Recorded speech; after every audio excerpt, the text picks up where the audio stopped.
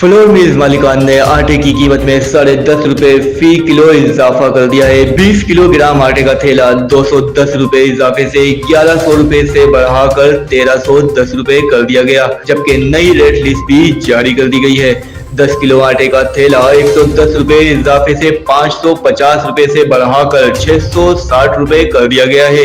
एक बार फिर आपको बताते चले, 20 किलो आटे का थैला 210 रुपए इजाफे से 1100 रुपए से बढ़ाकर 310 रुपए कर दिया गया है, जबकि नई रेट लिस्ट भी जारी कर दी गई है। 10 किलो आटे का थैला 110 रुपए इजाफे से 550 रुपए से बढ़ाकर 660 रुपए कर दिया गया है। Suhail Ibrahim, young star TV news, Karachi.